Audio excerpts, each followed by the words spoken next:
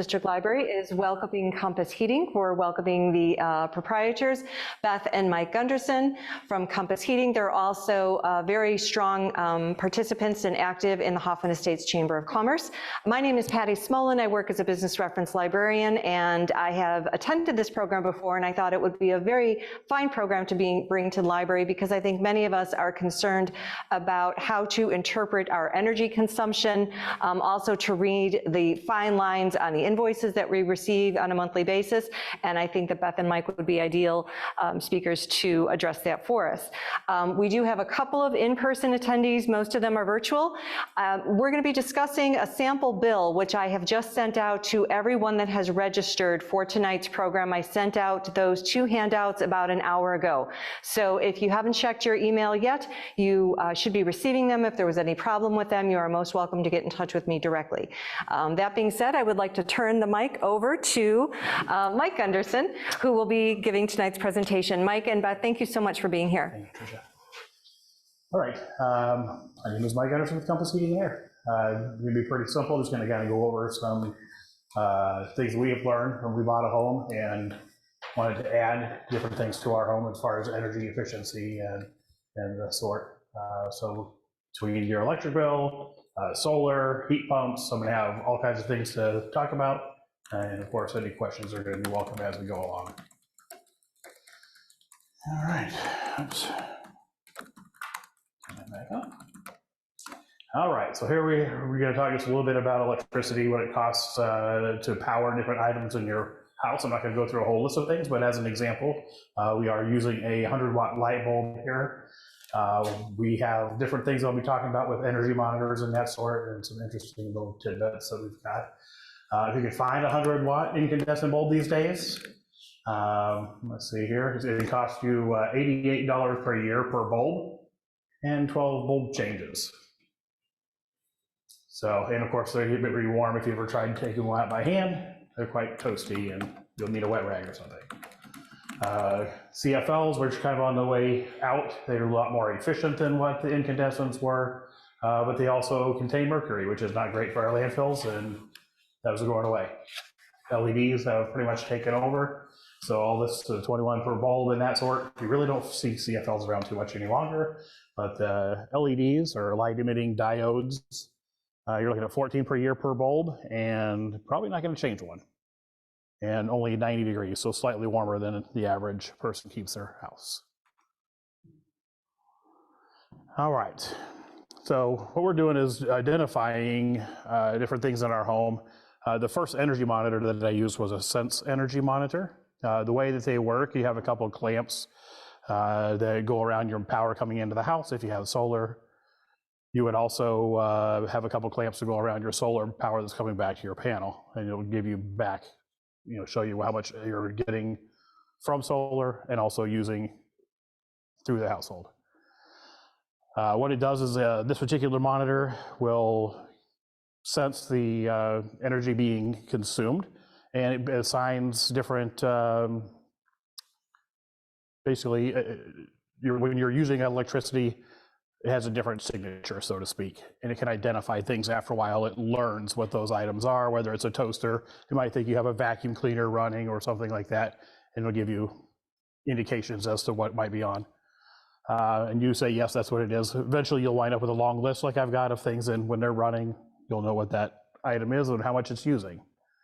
There is another one that we tend to use also with an Emporia View, and you have a clamp on every item in your electrical panel, which is where both of these would be installed, either or. Here we're looking at common energy uses in your home. As you can see with your space heating, 45% of what you typically would consume is that. Water heating is 18%. Cooling, 9%. We're in a fairly decent climate as far as the cooling side is concerned. Cleaning, electronics, your refrigerator, cooking, that sort. You kind of see it's a mixed bag, but a vast majority of it is heating and cooling, whether it's water or the air in your home. Sorry? SEDS. Adjust to SEDS. 4%. I forget what we had that up there for. Okay. Thanks for pointing. Thanks for pointing out the one thing I entirely can't explain. That's the one, yeah. State energy data system? Good question. Thank you. I'm going to move on. Thanks, Keith. Here we have something as far as your energy. So energy being the electricity, which we tend to use more of in our house than anything. We are considered the east north central, and you can see where we were in January of 22 versus January 23, slightly higher, as all of our energy back in January was still higher than average.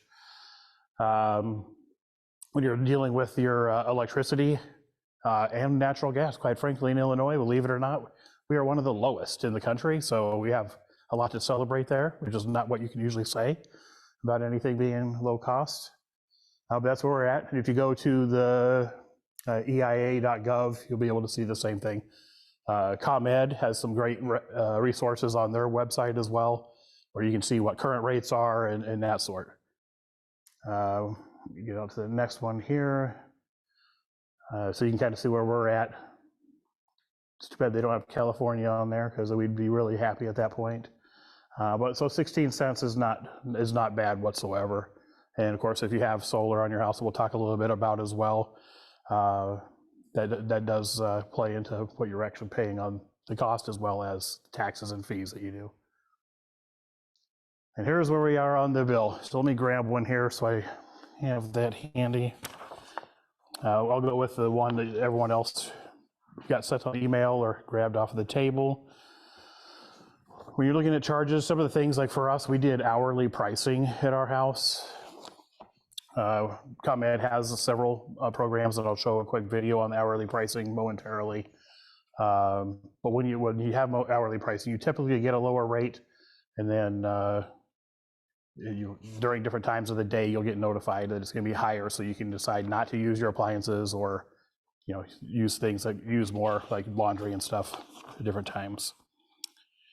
When you look at the amount, typically, for the most part, for the first thing I want to point out is when you have people offer to change your electricity to a different supplier, it'll typically be in the top right corner as to who the supplier is, but your bill will still come through ComEd.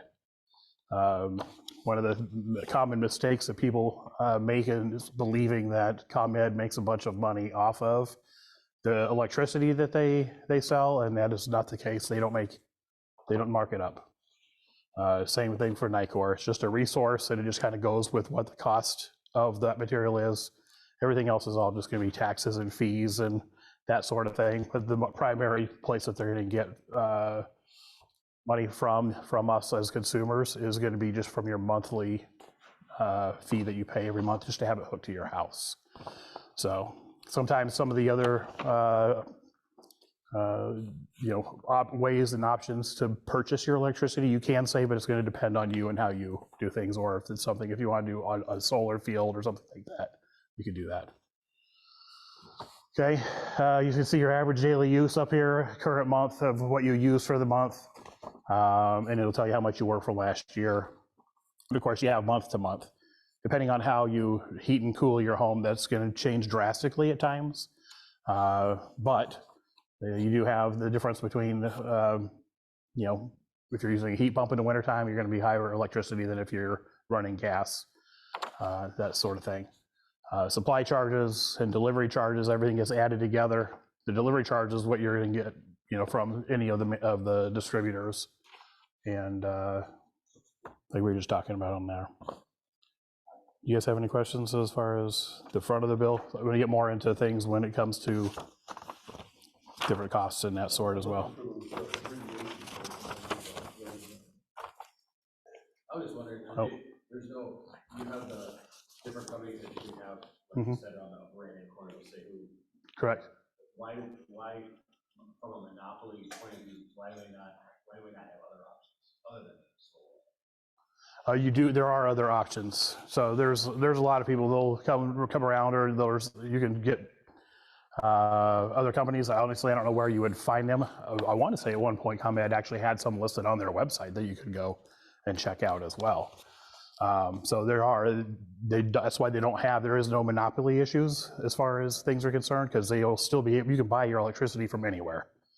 For me personally, I stick with the main companies because I figure they are the biggest, and again, we're still going to pay for delivery fees and having the service to our homes through the ComEd or, Nycor if it's natural gas, People's Gas. Have some communities made deals automatically for their? Yes, there are some that have done, made deals with different providers, and details of that would be available from that community. I know there's ways you can opt out of it as well, from what I'm told, but I have not had to participate in anything like that. You didn't want ComEd to bring them other companies?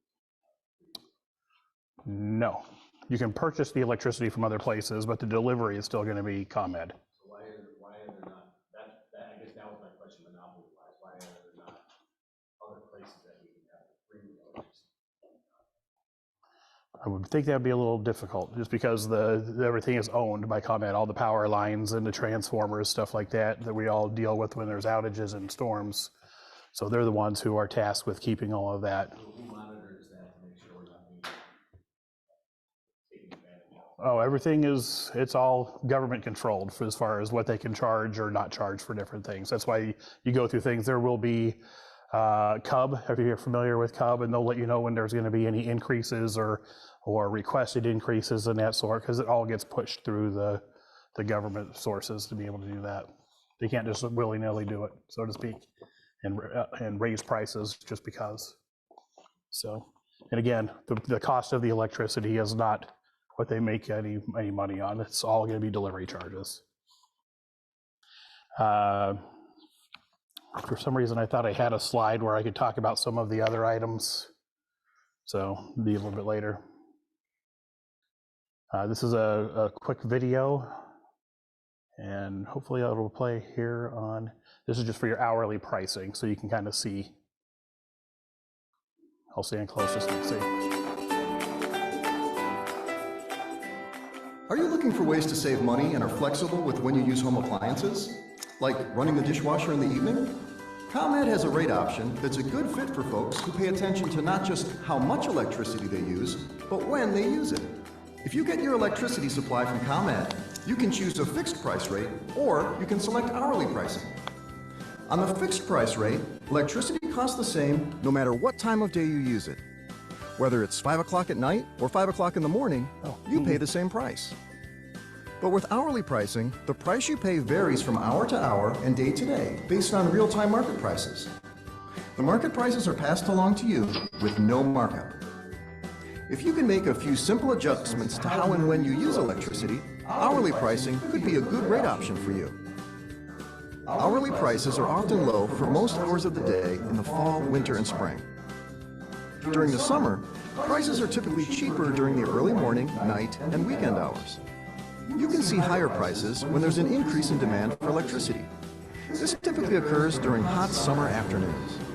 You can save money with this rate by shifting your heavier electricity usage to lower priced hours of the day. For example, do your laundry and run the dishwasher when prices are cheaper. And if you own an electric vehicle, charge your vehicle at night. The program also has knowledgeable specialists that can help answer questions and connect you with program tools and tips. By learning to shift your electricity use, you'll not only have the opportunity to reduce your electricity costs, but you could also help the environment and your community. To see if you're a good fit, give us a call or go online.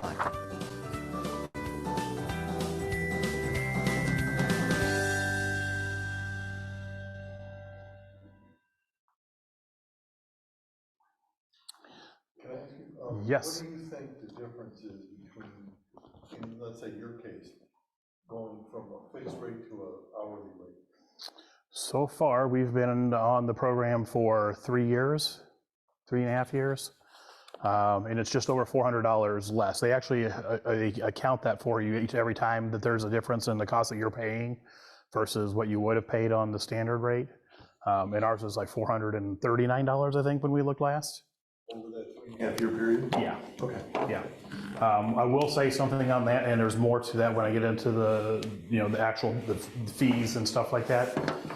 There is one fee that is called, let me get that for you, so it's talking about that.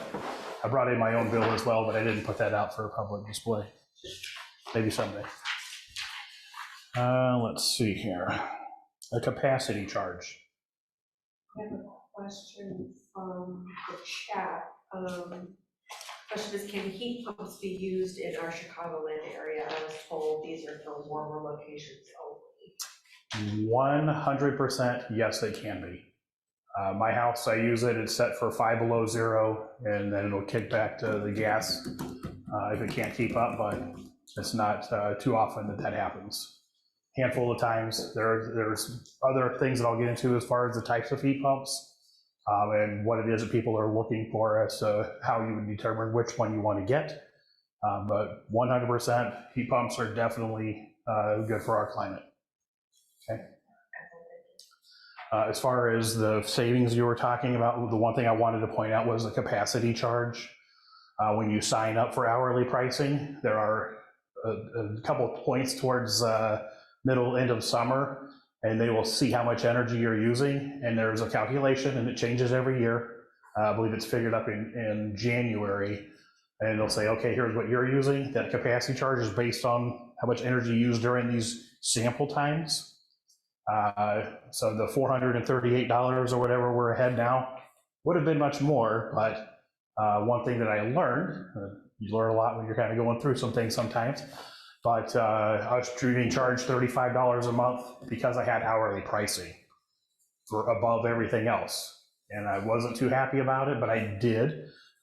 Personal experience, of course, but I called them up, and after I had the solar put on, now they're actually paying me every month because during those periods, the solar is covering what I'm using and then some. So I was, as a consumer, looking at maybe I don't want to do hourly pricing, but it did help. It helped, But you just want to know, essentially, that was me not caring about what I did during those peak times. And I run my air conditioner. I like to stay cool, and 67 degrees is my temperature. So, but yes, it could have been more, but I didn't know about that capacity charge at the time. So knowing it in advance, you'll know when they say, hey, it's going to be high usage from 3 to 5, cut back your usage, maybe listen and say, I'll cut back my usage. I did not. If you didn't have your solar panels, would that savings be greater, do you think, that $438? If I did not have it? Yeah. Most of the stuff that I had gotten was prior to putting solar on. Okay. Yeah, most of it. Let's see here. I think that was all I wanted to talk about on this for now, so. Oops, hang on, let me get back. There we go. All right, so heat pumps and optimizing fuel for your home kind of was one of the things a person online was asking a little bit about. It seems heat pumps are great in our climate. We have had ours running for a couple of years now, and 100% advocate for heat pumps. Even prior to having my own at the house, we've had them in our offices, and they work extremely well. Several years ago, when we were at 25 below, give or take a degree or two, depending on what area of Chicago you were in, we had our Mitsubishi ductless system at the shop, and zero issues with it. It maintained our office temperatures and wasn't really any concern. So very, very good. I think the main thing that has driven heat pumps to be able to be something that work very well is variable speed compressors. And then there is some low ambient technology that has been introduced in the last decade or so that has made them even better. So I'll get into some of that as well as we continue on. So what is a heat pump? If you look at this guy here, other than being up on the small little feet there, it would look like what you would call an air conditioner in your house. And essentially your air conditioner at your house is a heat pump. It's just a lazy heat pump. It could do half the work. In our climate, it does even less than half because it's only going to run for 2 or 3 months in most households. The main difference between an air conditioner and a heat pump, the difference is the fact that what's classified as a heat pump will reverse the refrigerant flow, and rather than picking up heat inside the house and pushing that out, it's absorbing heat outside and bringing that in. And that's exactly what a heat pump is. So here we have a couple depictions when you can look at the winter. You see the heated air inside, and it's kind of showing it as if it was a ductless heat pump. I might be able to get into that a little bit too with the difference between the types you can get, but you have the warm air inside, the refrigerant goes back out, and it is cooled. The cool air is going across the outdoor unit. That's absorbing the heat, and that's what's going back into the house. Hopefully this isn't too confusing of a clip. We tried to get one as good as possible. And then in the summertime, you have the heated air outside coming across. Your refrigerant inside is absorbing the heat inside the house.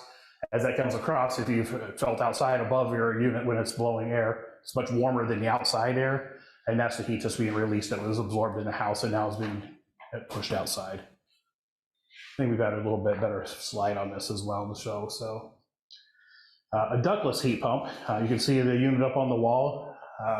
It's a little bit of a misnomer only because on ductless you could have ducted versions of ductless as well. So, but the ductless heat pump, you'll have a unit outside, and then usually a unit, most of them you see are going to be high up on the wall. There are some that are lower as well, and then some in cassettes for ceilings, that sort of thing. Essentially what they are is it's a small air handler, so it has the fan, the coil, everything like that inside of the unit on the wall, and then a unit outside like you would expect to see on your typical central home system. These are going to be connected basically with power and refrigerant lines, and that's it, no ductwork. So here's a good depiction. You can see the unit sitting outside. And that's going to be what we would typically right now call your condenser. I refer to everything as an outdoor and indoor unit, since it's not always the condenser. But that's where you're going to exchange any heat with outside air, and then the unit up on the wall up there, that's your typical looking ductless unit that would blow air into the house, whether it's heating or cooling, depending on which mode you're in. So this is another type of heat pump. This is what we have at our home. It's the VRV. VRV is variable refrigerant volume. This will have a short video as well, as I made one for this specific system. Basically what that means is the outside unit will adjust its speed to maintain the amount of refrigerant needed at each of the indoor units that it is supplying.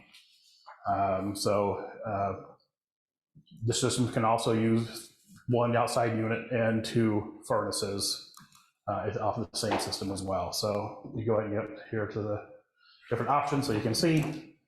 So you can have something like this. This is very common for a lot of people who use it as just a low temperature heat pump. You have a coil that goes on top of the furnace like you would see for your standard system, and run it that way. One that I have at our house is more like the one up in the top left corner. We have the coil with the furnace and the ductless unit in our bedroom, and you'll see that video here momentarily. And like I said, you can have two furnaces with one outside unit as well. A lot of homes have two furnaces next to each other, and that's been pretty nice for people who are looking to change both systems out as well.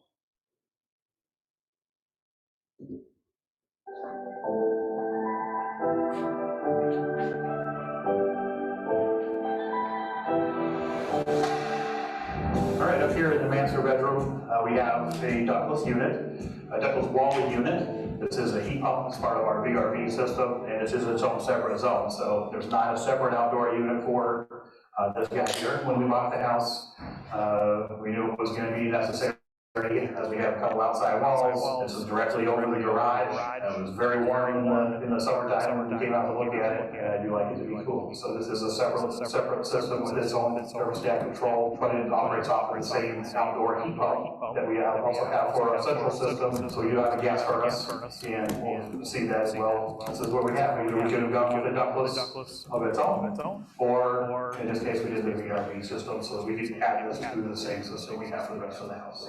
over here, this is the furnace that is part of our VRV system along with the coil. The coil is actually the VRV portion. So much like the ductless unit that we have upstairs, this is one of the zones. You can have up to 9. The coil is one zone, and that's controlled by a separate board that communicates with the unit outside, and we'll see in a little bit. This furnace is a modulating furnace, so it's variable speed, and its operating capacity is from 35 to 100%, anywhere in between. We're operating in heat pump mode right now from the VRV system. So what's happening is it's pumping refrigerant in here, and it's reversed. The refrigerant flow is reversed from what it would normally be in air conditioning mode. It gets the coil hot, air blows across it, and it is nice warm air that comes into the house. We really like the heat pump. Operates very quietly. And last year we ran it. The system was installed in October last year. We ran it the entire winter. I think the first kicked in 4 or 5 times all year long, so works extremely well. All right, this is our outdoor unit. It is a heat pump, so it does heating and air conditioning both. This is a Daikin VRV, that's your variable refrigerant volume. So essentially what it does is it sends in the amount of refrigerant required to satisfy the needs of the system inside.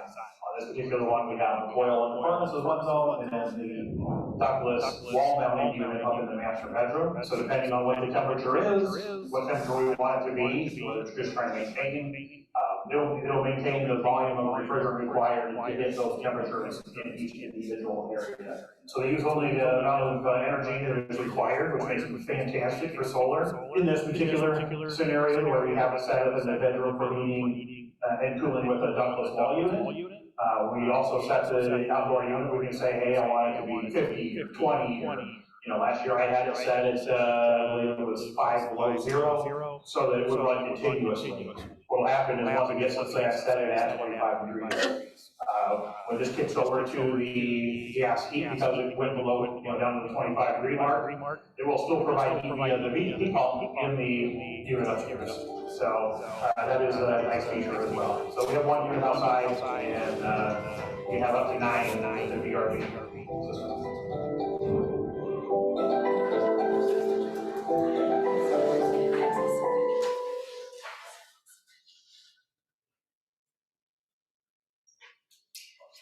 Any questions so far over there, Keith?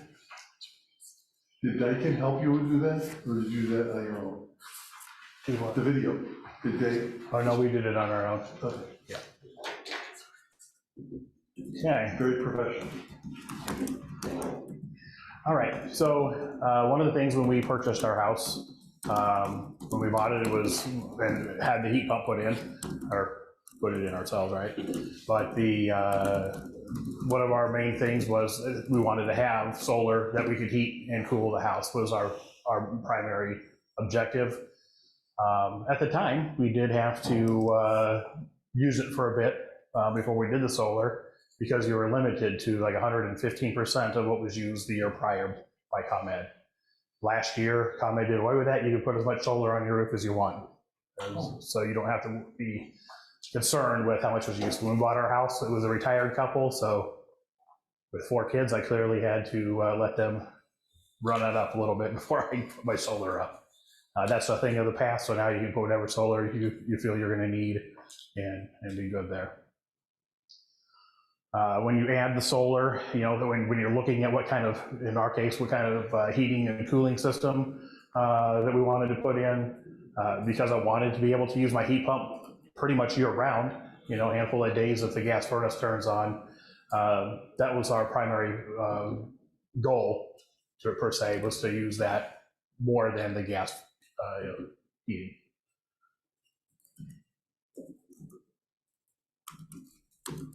So when you're looking at what you can expect, I believe there'll be another page on the back so we can talk some more about what happens when you have well, I guess not. When you have solar panels put on the house, what will happen is you'll be charged for anything you use from ComEd that's above and beyond what your solar is producing at that given point. If you produce more, because we're in a net metering state, they will pay you for what you've produced above and beyond what you're using.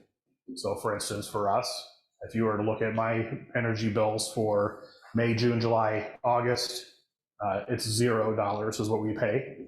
And again, I keep my air conditioning at 67 degrees, so, and I think it was like $2 or $3 that we paid in September. The way that happens is because we generate more power than what it is that you're consuming.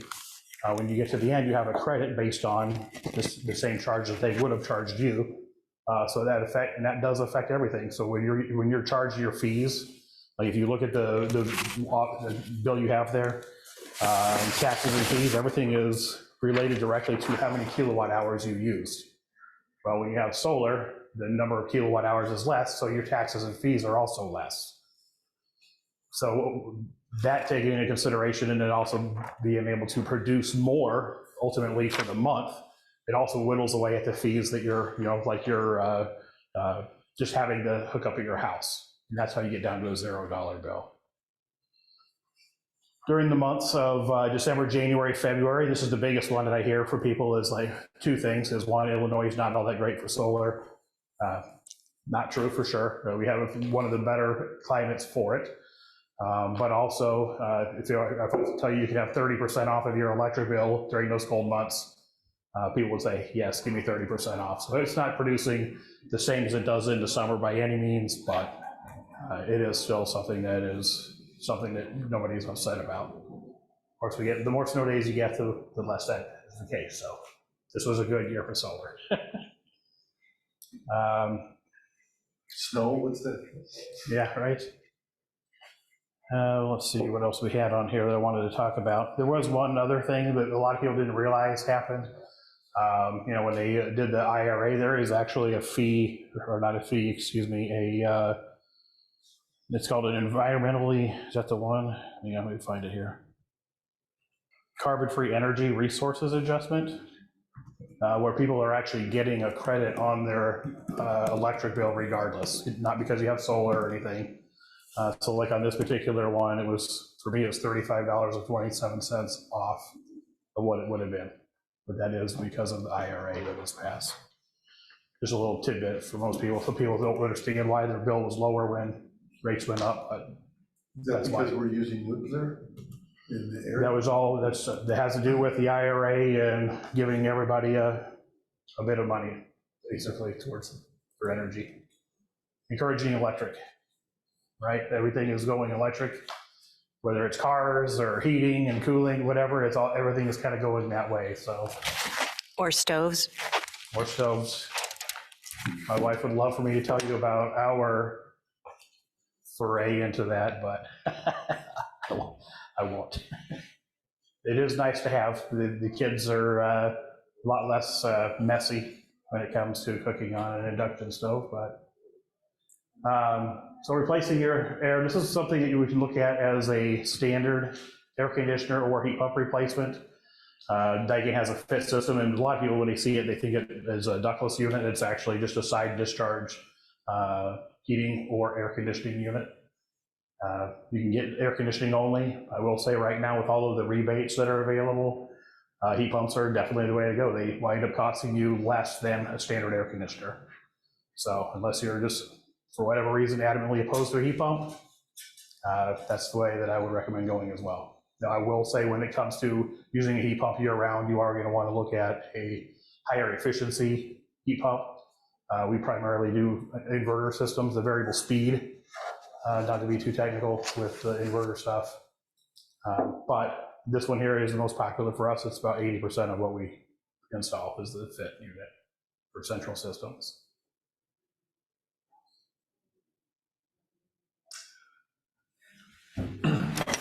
I have an older home, and we have a 100 amp service from ComEd. Would I need to increase that and get a different everything? Service. Yeah, bigger You service. would not, no, you would not have to get a heat pump, I presume you're talking about. Yeah, A heat pump is, take the same circuit that your current air conditioner does. So unless you're putting in, adding an addition or something like that, you typically can do that without having to upgrade your service. When you start getting more into electrifying different things in your homes, like upgrading your stove to electric, or you have a electric car, then that's when you're more likely going to say, I need to to do more than 100 amps. But there are also load sharing things that you can use as well. So you can make certain items in your home a priority. Like you can make the heating of your home during the winter a priority over charging the car, because then when you're done cooking or heating, it can go back to charging the car in between cycles there. So they do have stuff like that as well. Mike, we have 2 questions here on Q&A from our virtual attendees. First one is, can you please talk about costs for residences to get solar panels and rebates? How much time does it take to recoup the cost? And I'll hold the second question. Okay. So first, what I do want to state is we do not install solar as a company, but I can tell you from our personal experience, when you're installing solar, ours was roughly $38,000 for 23 panels. However, you also have government rebates, which are now back up to 30% when you file your taxes. And then ours was a little bit, I think we were at 28 or 26 when we did ours, but and then you also have what they call SRECs. I'm only well informed enough to say that you get money back, but it takes 6 months to a little over a year is what it took for us to get ours back. And you wind up being basically about a little more than a third of the total cost out of pocket when it's all said and done. When it comes to payback, it all depends on what it is you're looking to do. Like I say, if you don't run your air conditioner much in the summertime and you're generating solar, it really depends on how much it is that you typically would have used. In our case, because we did go to a heat pump, we get our buyback a lot sooner. Our payback, I should say, because what we were paying for gas, we no longer are paying for gas, and what we're using to heat our home, meaning the electricity, that's being taken care of with solar. So that really does depend on how you utilize your utilities. So. Thank you. I have one more question. If you want to piggyback on that, Yeah. sure. No, I'm not giving you the mic. Here you go. What, if I heard you right, Yeah. you roughly, the install cost flat was $38,000, Correct. but you only paid about a third of that? Just over a third, correct. After everything's said and done? Right. Yeah, because you get now it's 30%. And then SRECs, and that changes. The SREC varies depending on, what stage they're in. And I can tell you, I don't want to get into that whole scenario with what ours was, because it was a little bit of a confusing scenario. I would say use a reputable solar company when dealing with stuff like this, because there's paperwork that they have to do, and it helps you to be able to move smoothly through a process that you're definitely not going to be able to navigate on your own, in my opinion. But yes, it was roughly a third. But you have to put up the 38 up front? Correct. Okay. Yeah. Yes, you do. A lot of them, they do, they'll offer financing, and then of course you can pay off when you get your stuff back. But yes, yeah. Second question is, how much do heat pumps cost versus air conditioners? Okay. Well, versus air conditioner. So January 1st, most people were familiar with 13 SEER being the minimum for air conditioners. They can't make those anymore as of January 1st. Doesn't mean they're not available, because there are distributors who have bought up a bunch of them to sell to people who want that still. 14 SEER is now the minimum, and that's been the minimum for a while on heat pumps. Typically, for your lower, I don't want to say grade or anything, but lower efficiency, single stage and even 2-stage compressor systems, usually you are between $600 and $1,000 difference. And then same thing with the variable speed, you're usually $1,200 to $1,600 more. But again, when it comes to rebates, you wind up paying less now than for a heat pump than you would for air conditioning. And it's going to be that way for apparently 10 years. So, Is it more to install the heat pump though? If you're just looking to replace the air conditioner, let's say your air conditioner drops out, you need to replace it. Are they going to be doing more work elsewhere? Even though the one piece of equipment might be less, but is there more labor involved? there's some materials, yes, like for instance, you're going to put a heat pump up on a stand to keep it up out of snow and give it somewhere for water when you're going through defrost. as far as the cost, I think the biggest cost difference when people look at heat pumps that you would use in your house now versus an air conditioner, most air conditioners are getting the basic air conditioner, right? 13, 14, maybe 16 SEER. Whereas when you're doing the heat pumps, most people are opting for the variable speed. So it's a significantly higher efficiency, but it's also a different product for the most part. So it does wind up being more than. Do they have to fix, they have to do something to the furnace though to change that? Well, sometimes, yes. Okay. So like for instance, with the VRV, the Daikin Fit, you do have to change the furnace with the heat pump or air conditioner. Okay. Because they're communicating. So thermostats in indoor units and outdoor units all communicate together to operate optimally, so that you can set it at a specific temperature, humidity level, and the system will operate to get to where you want it to be. So there are a non-communicating variable speed as well. So where you can just change the outside unit and the coil. And of course, you would put in a different thermostat that can operate a heat pump system and be able to do a switch over at different outdoor temperatures. But that would be the main difference. Okay, I have a question. I have an older home, older farmhouse that's hot water baseboard, and it's been quite efficient for me. There was an addition put on in 1975 that's all electric heat. It's been just huge expense for me to use electric. I kind of disagree with saying that electric, even though there's been a push all across the country to force us to have electric cars and things like that. I think electricity is the highest cost.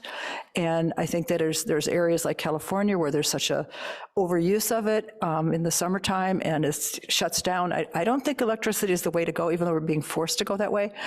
Why? I mean, I kind of tend to disagree.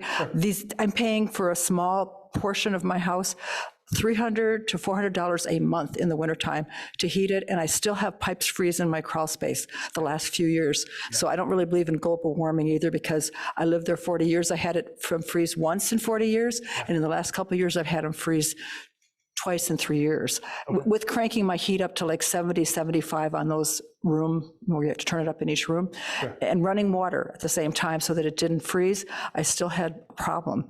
And so I don't see electricity as being more efficient. My bill for the rest of the house is so much lower, two-story. So I think natural gas is real reasonable. I have propane, which is a bit high, depending on the gas prices, but I still think natural gas is our best resource in the United States. That's my opinion on it, just from my experience in 40 years. All right.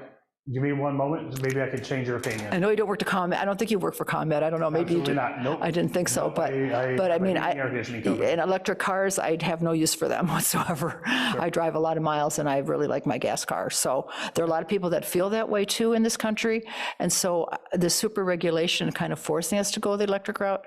And I also feel like solar panels in this climate isn't as efficient. Maybe they can do it in California because they really need electricity there, but with all the usage that they have. I don't need air conditioner in my house in the summer.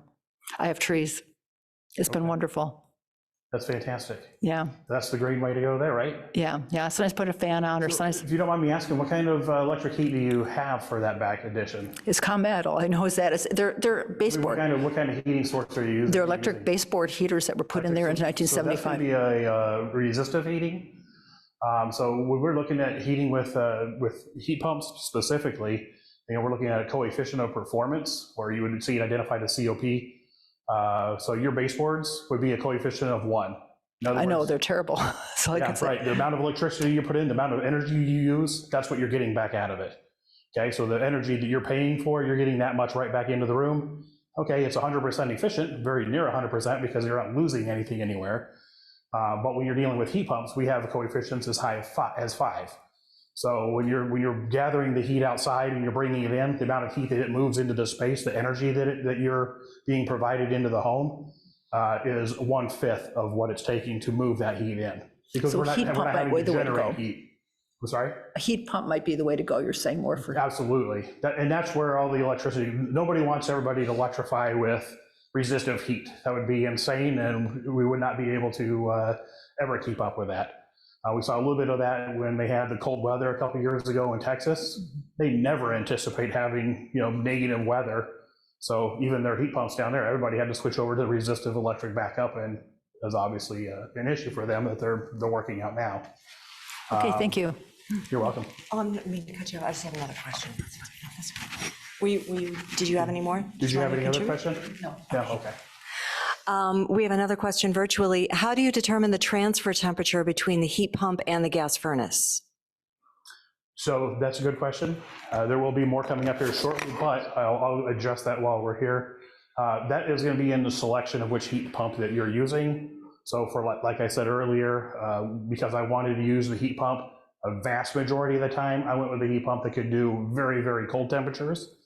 You have other heat pumps where, in one house, like in the 1970s farmhouse, it's not going to be able to go as low with a system as one that was built a little bit tighter and have a little more insulation. So typically, you're seeing between 20 and 30 degrees switchover, unless you're going with a low ambient or low temperature, outside temperature system, like what we have in our house. And what I had at my shop before we moved, I was talking about the 25 below weather. And you pay for that, right? It's just more, your unit costs more because it's Correct. Yes, it is a little more expensive. It's not drastic. Typically, the difference between a standard heat pump and a low ambient one, just off the cuff, would be $3,000 to $5,000 more for the incomplete system. So, yeah. Just a correction on that, it's a 1914 farmhouse that was very well built Right. and very energy efficient. It's a 1975 edition, that's just costing more than the regular houses. Okay. Yeah. All right, thank you. Makes sense. Did I answer that question? Yeah, you did answer that question. Okay, perfect.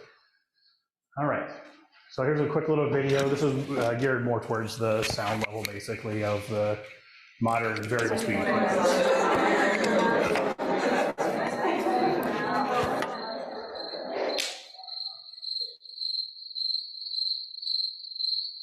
Imagine HVAC as unnoticeable as the air itself. Sounds pretty good, huh? The new Daikin Fit. Air intelligence. Is that quiet? It's that quiet. And so now I will say that it's quite comical because we do a lot of advertising on Facebook and different mediums. And people like to say, well, actually, technically, a whisper is, and then they want to tell me what the decibel level of a whisper is. And then they'll let me know, like, okay, I say that my unit is this decibel and a whisper is. It's kind of funny. When you look at these units and they're outside running, you have to physically see the fan turning to know that they're on. During the winter time, I will say when heat pumps are running, the fan speeds up because it's going to move a larger volume of air across the coil to get the heat that it needs. So it's not quite as quiet as it is when you're outside and your patio barbecuing or swimming or whatever people are doing in their backyards, but they are extremely quiet units. They still have the startup noise though, right? No, the variable speed, there is no startup. There's no initial surge. It just slowly ramps up from nothing. Yeah, they're a phenomenal piece of equipment. What I would say, if anyone is interested, including anyone who's at home, watching us on Zoom, if you wanted to come to our shop, we do have these up and running in our showroom as well over in Dundee, 1051 East Main Street in East Dundee. Just give us a call and we'll be able to show you everything. We have the VRV system running, we have ductless system running, we have the FIT system running. So you'll be able to see that as well, see how well they work, see what kind of heat they put out, cooling, whatever it is. We're going into cooling season now and see what they sound like when they're on. All right. So what's going on with the IRA? This is a really fun one because it seems like there's a lot of things. So we've talked about a lot of rebates and things like that. And I won't get into the rebate thing. What I would first recommend to people is to get a system that will perform the way that you want it to in your home, and don't just chase rebates. You're going to get rebates of some sort, but if you try to build every single house to the rebate standards, in other words, to get the money up front, a lot of times it will affect the performance and your happiness with the system. So you want someone who can design the system for what it is that you're looking for specifically. Gone are the days when you just say, hey, I need an air conditioner, and have somebody slap it in. It's not the same. So you really want to have somebody be able to design for what it is that you want the house to be and what you intend to use it as. Okay. Again, much like my situation, I want to run it below 0 with a heat pump. You know, if you just want to have it run until 30 degrees or 20 degrees, then you can pick a different one. So it's going to be based on what you expect out of it. If I put one of those heat pumps in and you expected it to run at 10 below 0, you would not be happy with it. Okay. So with the IRA, they do have rebates as far as, got another page here. So you have energy tax credits, like you could do in your 1940s or, excuse me, 1974 edition, or the rest of the house as well. There's a lot of things that you can do as far as getting credits up to $1,200, that sort. These are all going to be for doors and windows and insulation and air sealing, stuff like that. The side that we deal with quite a bit is going to be on the heat pump side. Because heat pumps are very high, they're highly efficient. You know, standard, you can get up to $2,000, 30% or $2,000 to put a high efficiency heat pump in. What I mean by high efficiency is they do expect it to be Energy Star. One of the criteria for that means you have to have a minimum of a 2.0 COP that we mentioned earlier, the coefficient of performance. So it has to be able to provide 2 times the amount of heat energy that you're expending. Okay, and that has to be done at 5 degrees outside temperature. So you have your regular efficiencies, and then you also have the ability to transfer heat on the heat pumps when you're looking at the $2,000 rebate. That will also be filed for 2023, starting January 1st. So when you file your taxes next year for 2023, that's when you would see that rebate. So roughly $6,800. If you had something that cost $6,800, you would get the full $2,000. When it comes to the $8,000 and $4,000 that they talk about, when you're talking about heating up to $8,000 for the space heating and cooling heat pumps, stuff like that, there is going to be some financial ties to that as far as income levels. And then same thing with electric panels, but like you were asking about upgrading your panel from maybe 100 amps to 200 amps, a $4,000 limit would cover most cases of upgrading to a 200 amp panel. So that's all stuff that, again, if you're looking for things that have to do with your income levels, you would have to talk to your tax advisor, whoever that might be. Here are some of the ComEd rebates currently. For your air source heat pump, you can get up to $2,000. The mini split, the ductless systems, $1,350. And you can see the air conditioning. They're not really all that excited about air conditioning. You want to know who is excited about that? Me. I'm very happy to see the heat pumps getting what they deserve as far as rebates to encourage you to get it. Like I said earlier, you would be $1,000 or more for the difference between the exact same model of air conditioner and heat pump, and now there's no reason not to have the heat pump. So I will tell you, when it comes to heat pumps, it doesn't matter if you were into green energy or anything like that. The biggest benefit that our family enjoys is the comfort of the heat pump. It is a lot more even, it's a lot more quiet. It just feels better in the house. Usually people who put them in with what we call a dual fuel, in other words, you're using a gas furnace for a backup. When the gas furnace comes on, they're unhappy that they can't use their heat pump for whatever reason, whether it was just it's beyond its design temperature or what. The heat pump is what everybody wants. And once they put it in, it is 100% of people love the heat pump over anything else. So with regard to the air source heat pumps in ComEd, if it's 16 SEER, it's going to be $1,400. If it's 18 SEER and higher, that's when you get to $2,000. So when it comes to the mini splits, if you have multiple mini split systems, you're going to get $1,350 for each outdoor unit essentially that you put in. Okay, this is just kind of showing you the different ways that we have the electricity that we're creating and why everything is going electric. You know, we do have a lot of fields with solar and wind, different types of generation with coal and nuclear. We have a lot of nuclear in our area, so I think that's why we have the lower rates typically. No matter where you're at, you're going to have some coal, you're going to have all different types of ways of generating electricity. So here's a big one for us, heat pump adoption. you can see we're at 8%. That's a pretty significant jump over the last decade. But you see everyone else is well ahead of us in heat pump adoption. As well, we talk about the variable speed heat pumps and compressors in general for air conditioning or heat pumps. When you look at all areas over in Asia and Europe, it's nearly 100%. That's all they put in because their grid can't handle standard compressors with everybody running them. So everybody it's all variable speed over there, and it's been for many, many, many years. So I am happy to see that we're up because just a few years ago, we would have been closer to the 4% on the heat pump area. So we've been jumping 20 to 35% on heat pumps every year, especially on the ductless side. Here we can see when we're dealing with ductless, used to be just a 1-to-1. So you would have one unit outside and one unit inside on the wall. Most people say, oh yeah, I remember I saw that when I was in Jamaica or Puerto Rico or whatever. They've gone so far beyond that point. So now we have multi-zone systems. We have ducted and ductless. People still call them ducted or multi-splits. And so great for zoning.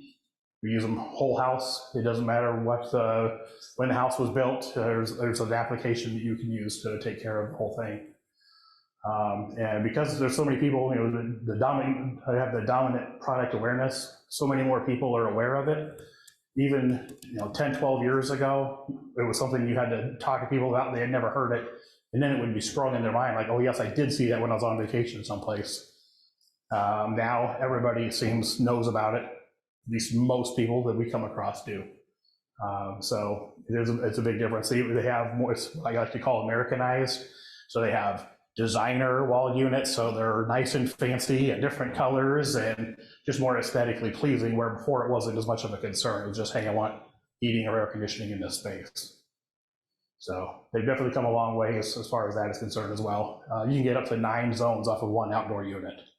So now again, that does play into the layout of your house and stuff as far as how you want to do that, if you would want to have one unit doing all of that, but that's, again, comes back to having someone help you design it the way you want to have it done. Okay, so heat pumps. Got this little guy here so you can see that a regular looking cube style unit they also have those as heat pumps as well. It's not just the side discharge or ductless type units. This one here is just up there so that my wife can say, why do we have to have technical stuff on the screen? But this is just your basic refrigeration cycle. You're pumping refrigerant through a metering device. It goes through a coil, absorbs heat, an air conditioning cycle, which is what this is kind of showing. Absorbs heat, and that goes outside and gets dumped by the condenser, which would be outside. One thing I like to point out is there are 3 different types of metering devices. The thermal expansion valve, which you see here, a fixed metering device, which is just a set hole for that refrigerant to be metered through. And then electronic expansion valves or linear expansion valves, which are electronic.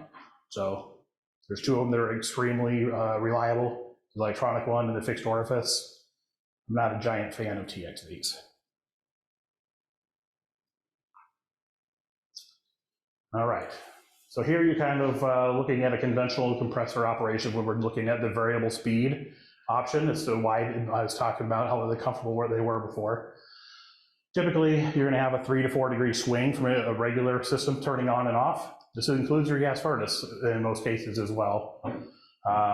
So it will cool and let it go well above your set temperature and cool it back down below your set temperature, and you get kind of that up and down. It makes for hot and cold areas in the house. And then you'll also see you'll have long times coming on and then on, off on the energy operation. With the inverter compressors, they come on pretty quickly. They ramp up really quick without that initial surge. And then it just maintains your temperature. Typically wants to do it within a ½ degree to 1 degree. And it just maintains as it gets closer to a set temperature, it'll ramp itself down and just try to stay there. It would rather run continuously than shut off. Run continuously at a low rate, and that's what makes everything more even. And you can see here on the rotation speeds, it kind of ramps itself up and then comes back down and just kind of stays. I won't get into the whole hertz and all that stuff, but that's how you change the speed of the compressor is by the, the electricity you're giving the system. This is our typical Schaumburg heating season with annual hours in a temperature range. So you can see is for the most part, there's not a whole lot that we have to be concerned with when you're dealing with the lower temperatures. So 29 degrees and below, I mean, I know we all look at how many times we see 25 below and 10 below. It doesn't happen that often. And so when everyone's concerned with gas or not, using all electricity, can my heat pump handle it? Most heat pumps can handle a vast majority of what we experience here. So you go from 20 degrees all the way up. There's not a whole lot of days that we're even in the 20 to 29 degree range, at least not for very long. And many times when you're in those colder temperatures, it's overnight hours when you're snuggled in bed and you don't care. By the time you get back up, a heat pump is bringing it right back to your temperature before you get up. So it's very interesting when you see charts like this. You can see on either end, there's not that many days for us. So imagine that's why we all love the Chicagoland area.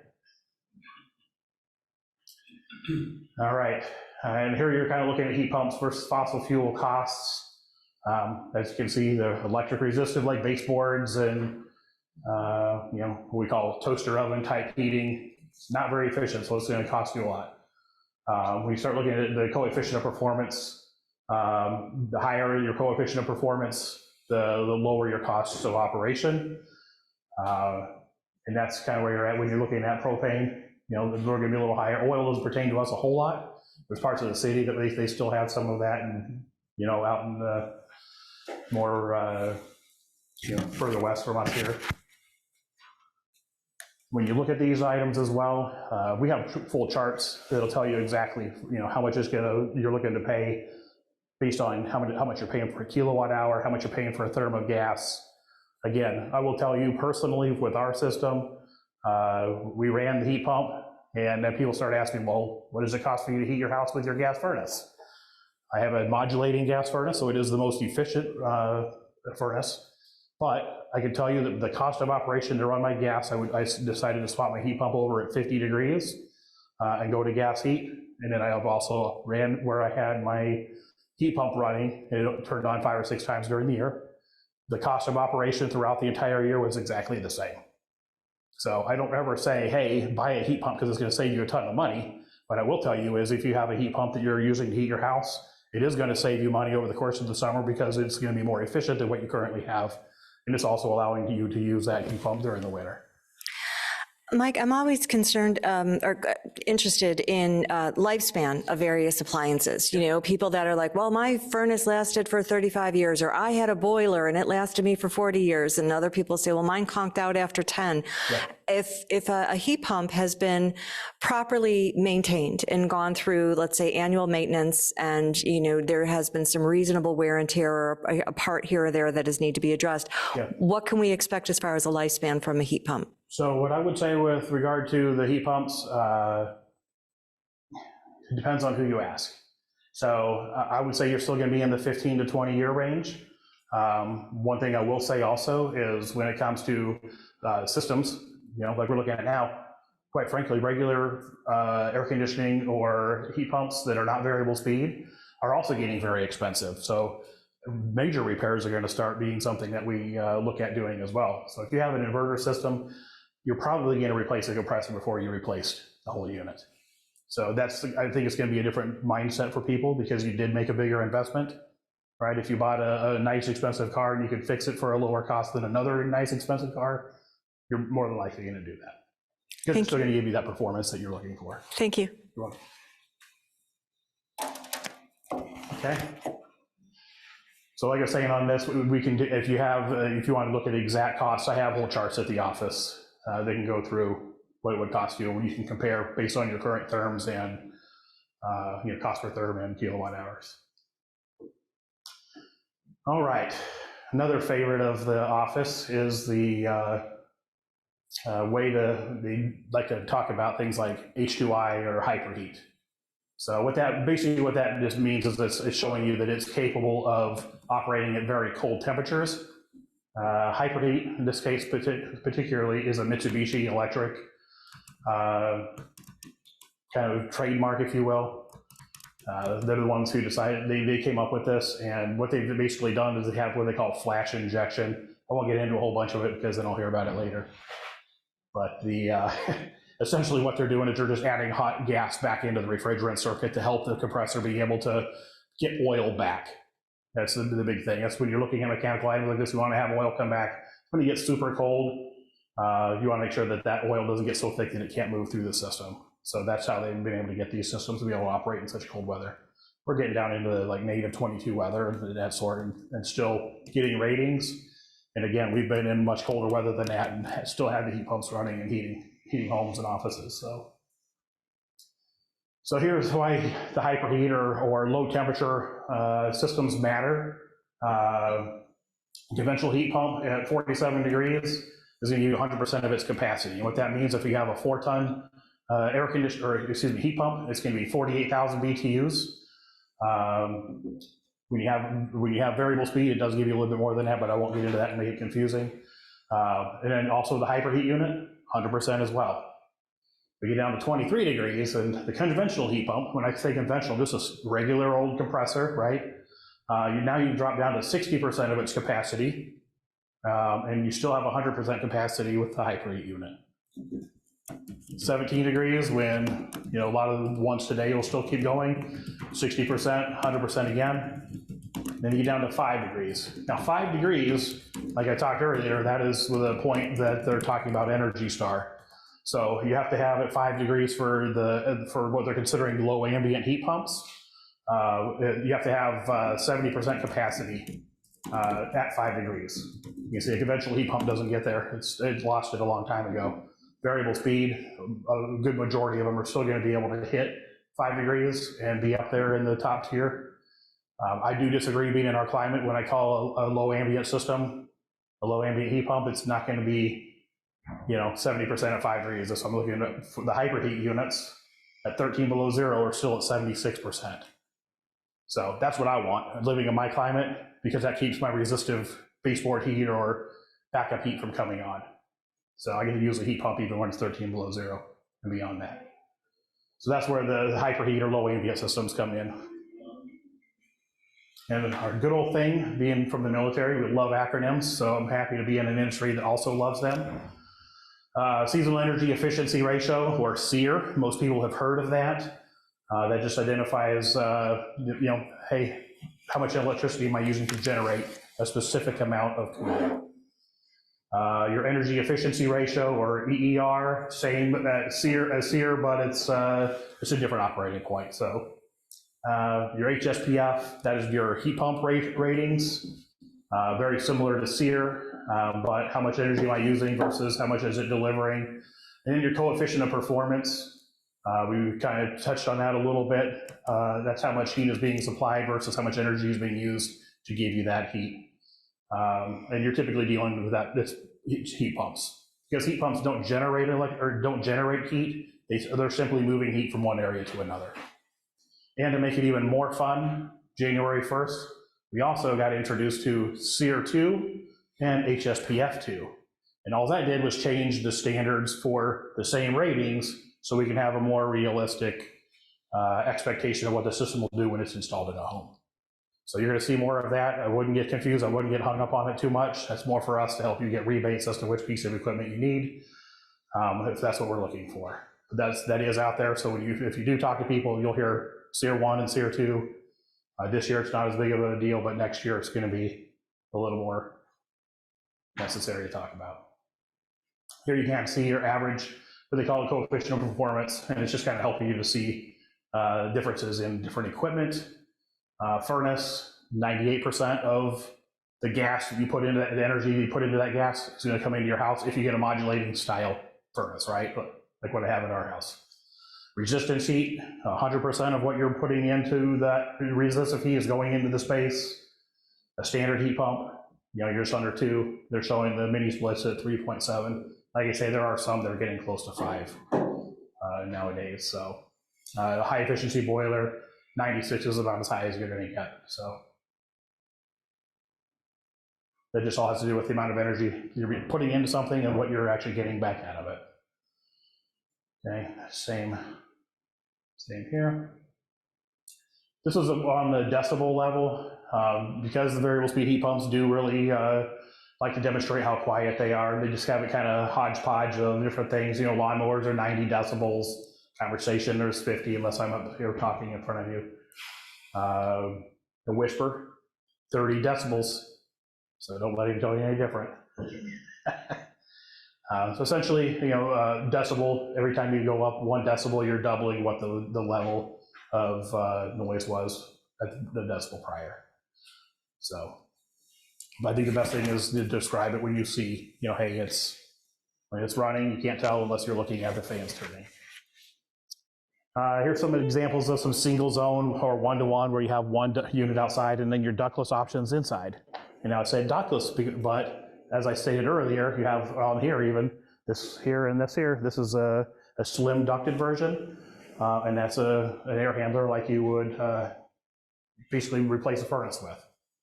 So there's a lot of that going on. We do a lot of it. They're very nice. These two up here, like I was talking about, the nice, fancy, stylish designer ones, that's what those are. And they also have one that's a nice, shiny black. That's very nice as well. The one up here is a low wall mount, and this is one that would mount up in the ceiling, flush mounted. Mike, I have honestly never had any good luck with pairing up a humidifier to a furnace. I've had 3 tries with it over a 30-year span, and so I end up giving up and just using room humidifiers. Yeah. Do certain models of humidifiers play a little bit more nicely with a different type of heating system like you're describing? Yes. So it also is going to depend on which type of humidifier you're using. So for instance, with us, with the heat pump and modulating furnace, it's not always going to be blazing hot air coming out.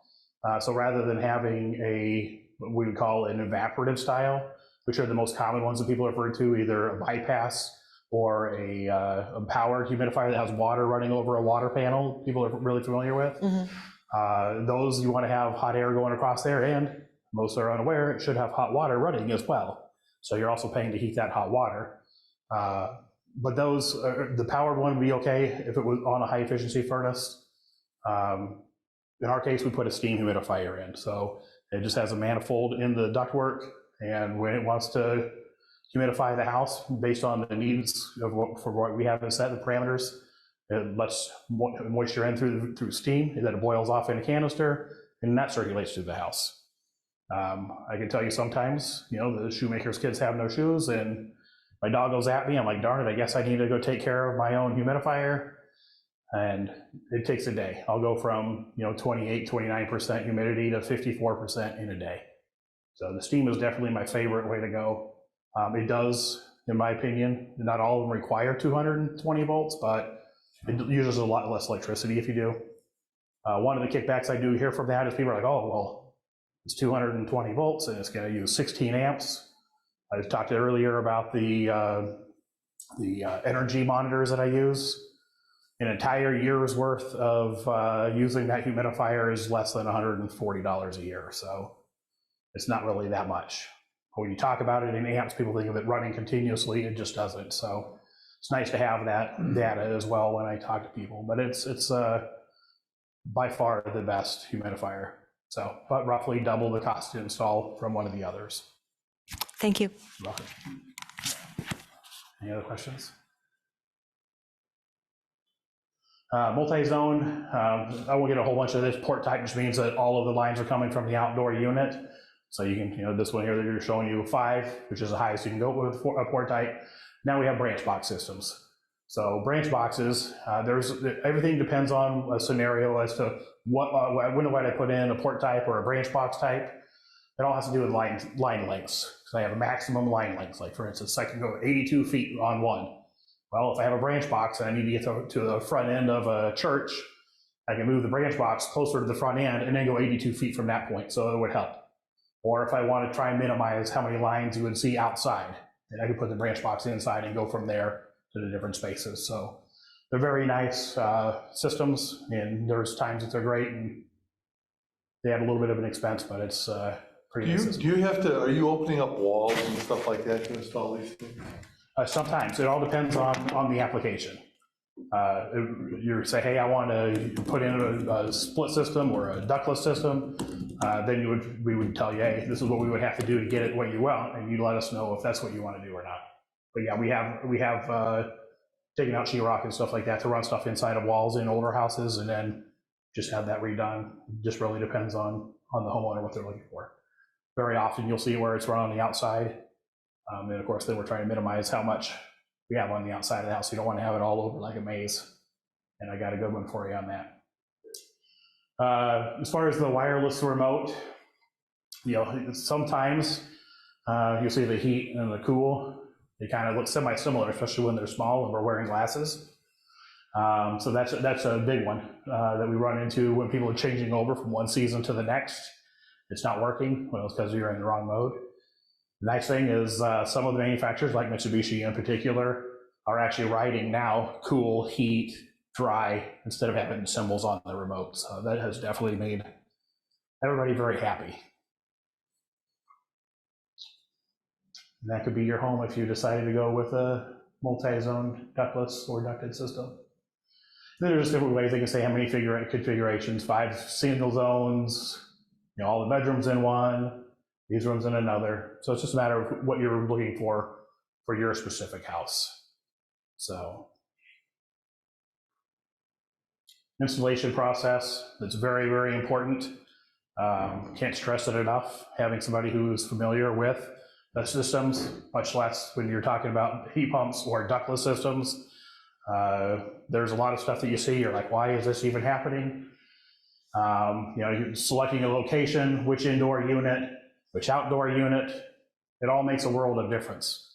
If I have just easy numbers, 36,000 BTU unit, and I put 2 18,000 BTU wall units up, it doesn't mean you're gonna get 36,000 BTUs. How long are the lines? How many bends am I making? Which outdoor unit is it that you're using? There's a lot that goes into it. So there's a lot that goes into the prep and selection of the equipment to get what it is you want. That being said, I'll also say being able to know what the load of your house is extremely important. Whether you're using blower door tests, manual J's, there's a lot of things that you can do to determine which system it is that you need in your house. Connecting the system, the interconnect. So am I using a system that all goes to the outdoor unit or a branch box, that sort of thing. Leak testing, charging, and evacuating is absolutely paramount, especially with variable speed compressors.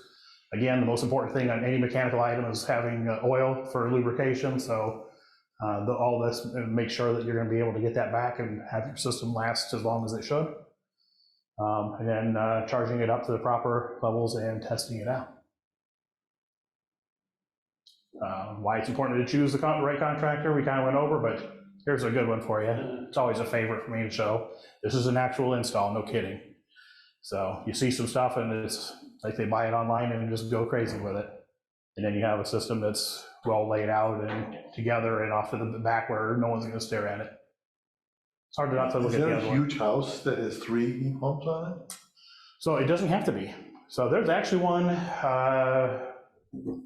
so going down towards Elmhurst, I believe, there's a house, he's got like 7 of them on there. It's not a tiny house, but it's all single zones. And what that allows them to do is to go down to a lower capacity and only operate based on what they truly need in each individual zone.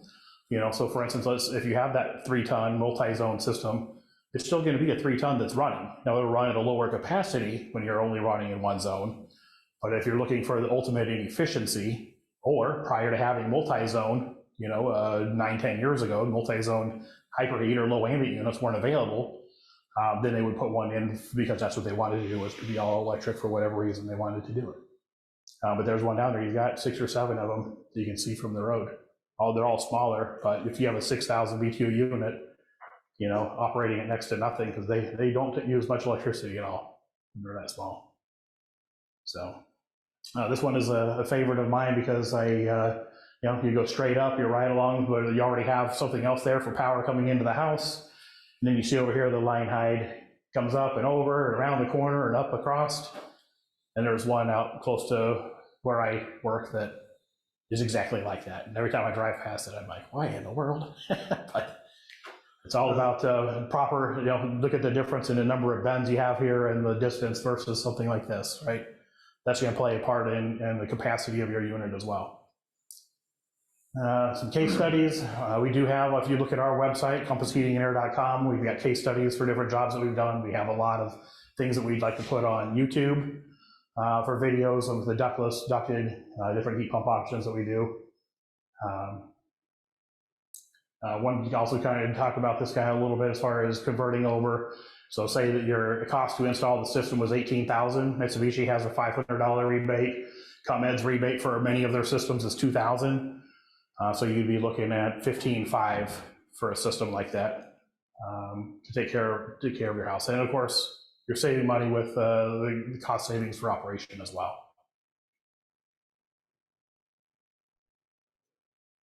Here's some of your stuff for the different rebates, and you can kind of see along the side over here. There's several different places, like NEEP is the Northeast Energy, and they get a lot of information on there. These are different rebates for different areas, different equipment that you're looking at, but for the main source for us, most people are looking at ducted, replacing a furnace with a heat pump, or ductless because they have a boiler system, or looking to be just the most efficient you can get. Obviously, if you're not running anything through ductwork, it's going to be more efficient in the space. That being said, if your ductwork is in your living space, in other words, it's within your envelope that's heated and conditioned like a basement, it's not as much of a concern as it is when your basework, or your ductwork is in the attic or an unconditioned crawl space, right? Because if you lose it into unconditioned areas, it's not helping you at all. So, does anybody have any questions? How do you do, Ben?